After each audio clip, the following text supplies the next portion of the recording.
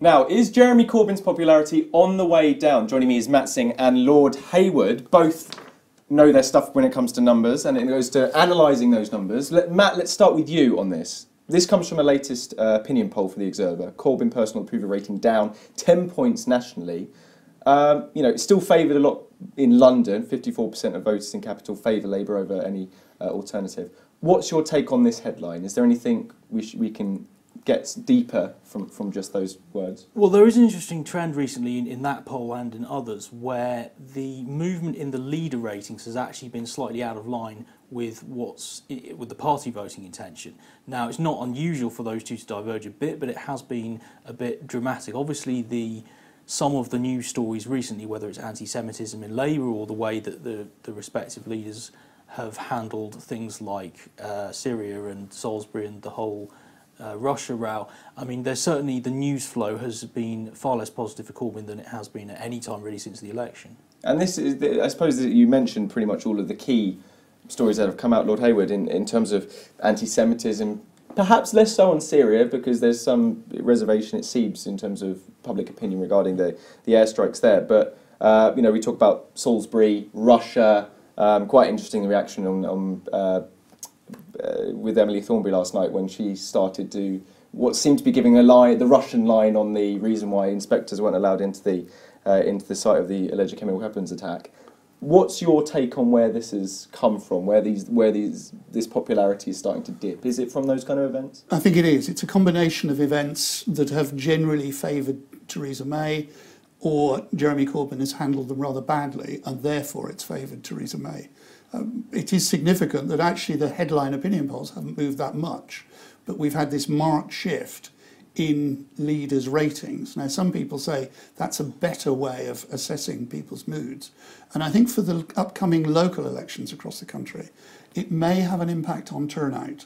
It won't change people's minds, whether they're Conservative, Labour, Liberal, Democrat or Greens, but it may well be, in an election where turnout is low, something that actually means that Labour's vote doesn't come out. Because what doesn't happen is that those who are perhaps were inspired by Corbynism, the Jeremy Corbyn message in the last general election, decide actually, I don't like what I've seen. Now the leaders start to mature in the role. I think that's partly it, yes, that they are taking a view about him. It may actually be a different group of people. I think many of the people who were motivated by Jeremy Corbyn in 2017 probably still are. But it was probably the less strong but more traditional Labour voters who may well not turn out on May the 3rd because they're becoming ever more disaffected, or they're back where they were previously with Jeremy Corbyn. And I suppose the converse of this is looking at Theresa May in terms of the events that have happened, terrible though they are, Syria, Salisbury. The anti-Semitism is more of a Labour isolated event, but let's take those two ones themselves. They are strong in terms of their conservative defence, security, former Home Secretary. It plays well into her image and her brand as well, no doubt.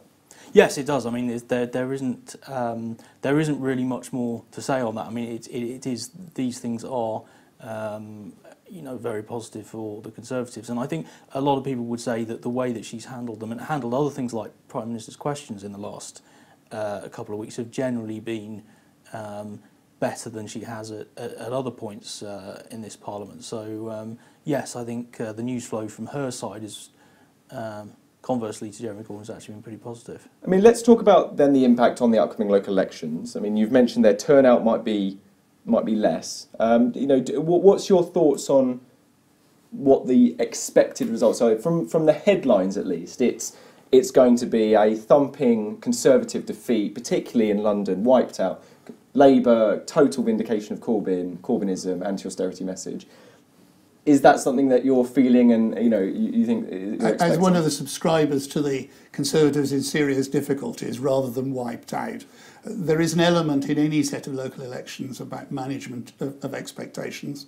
And I don't subscribe to the total wipeout, but I do subscribe to the very serious difficulties, 8 years in government, austerity and the like. When I say about turnout, it's not that it's going to drive all turnout low. Turnout in local elections is low. It's which group chooses to go and vote. And I think we will see, more so than we would have a month ago, Labour voters not necessarily going to vote and that may well be particularly outside London, and some Tory voters being more willing to go and vote. Because on a thing like Syria, there was some doubts about bombing, but there always are beforehand. And you saw the opinion polls beforehand saying, not sure whether we should go bomb, but once the decision had been taken and acted on, the polls moved quite markedly, and that is a reflection of general national characteristics. But I think that will be reflected in part in the local elections. Matt, is that similar to to what you expect to be the case? Yes, I mean there's certainly a certain inevitability to the Conservatives having a difficult time in the local elections. Part of it is that London, I mean 40% of the wards that are up are in London, and if you look at when these wards were last contested, it was 2014. In the meantime, we've had 2 general elections, and the swing between those 2 general elections was very disproportionately against the Conservatives in London. So in a sense, the local elections have got to catch up with the move that has happened between the 2 general elections. In terms of how it plays overall, including the bits of England outside of London that are having this, the Plymouth Election Centre do this estimate every time of how the vote would go if the whole of Great Britain had been up for local elections, and their projection for what that's going to be, which they had out at the weekend,